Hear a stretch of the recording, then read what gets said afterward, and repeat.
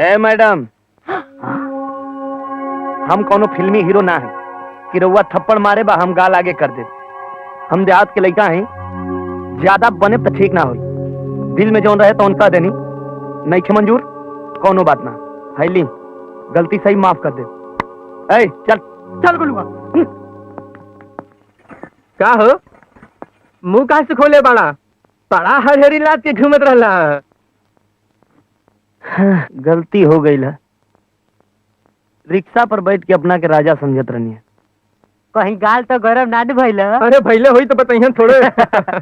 ए पहले ही दिमाग खराब बा और दिमाग खराब मत करा। पुलिया पर काट पीछे के हम बता से आ गइल बानी। अब ले तो जीप के टायर पंचर हो गइल होई।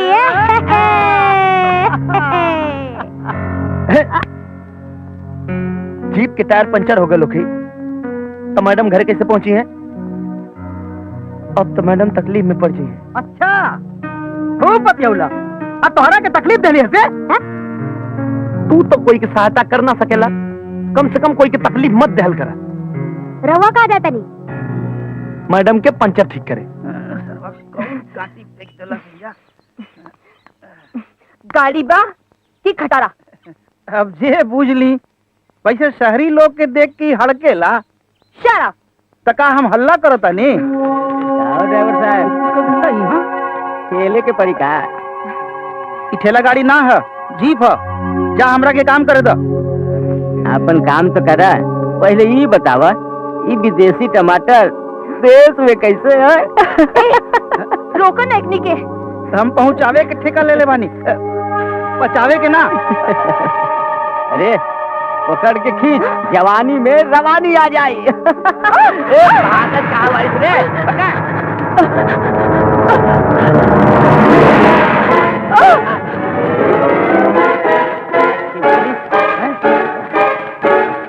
हो।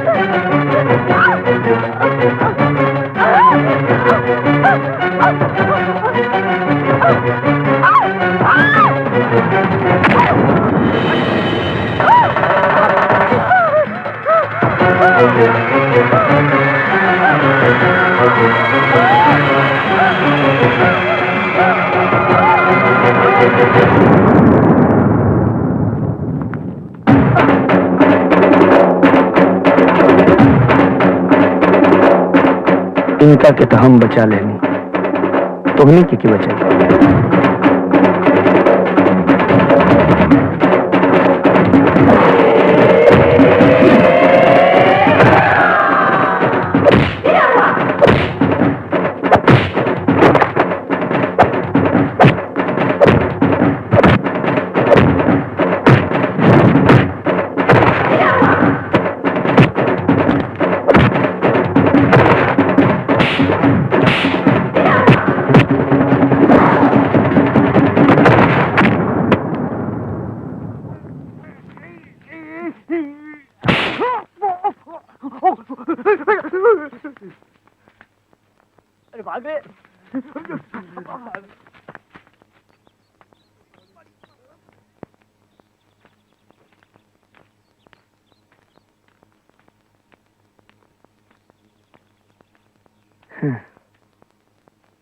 ई रिक्शा है और वो जीप है।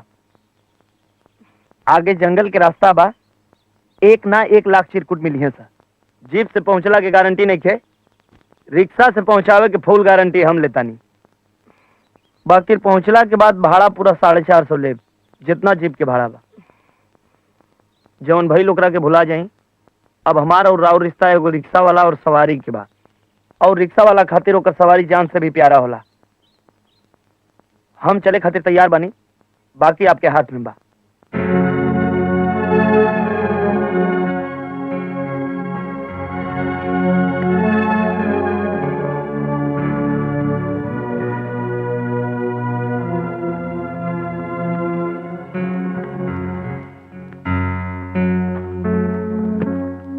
ई तू ठीक नहीं करत में रहो। अबे जो उखाड़े कोई उखाड़ लिए। हट।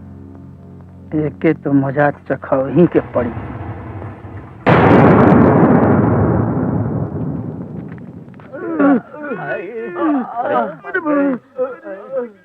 चोट कैसे लागल हो रे? चिरई पकड़े में। ना महाराज ना। अरे महाराज सुनी, अरे ये लोग कुकुर जैसन मार कैले हो। राउर नाम हसवा देला सी लोग हो। कहीं बोलना सरे? निरहुआ हमारो पुरान हिसाब किताब बाकी बा। आज साला के चीज फाक रख दे। चली ना महाराज, गाड़ी तैयार बा। चली, ज्यादा दूर ना गई हो। चली आई। चला।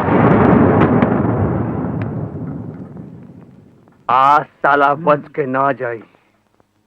हाँ?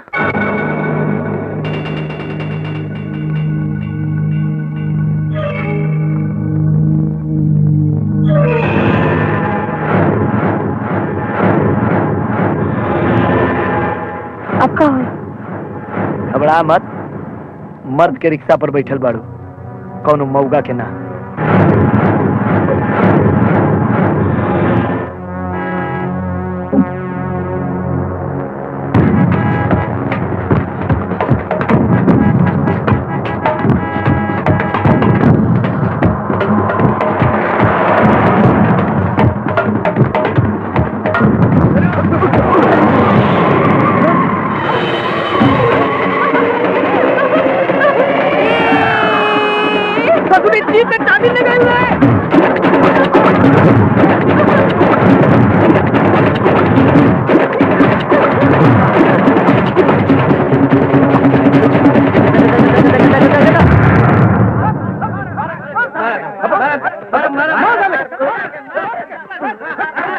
अरे धीरे से आखी लोग, ऐसे जूता चप्पल मारला से हम मुझे ना करे लगे। अरे मोबाइल पर फोन आइल बा, नचनिया 90 की स्पीड से आ रहा पिया।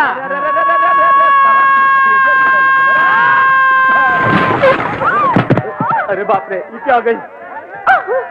वाह का एंट्री बा, नाचा।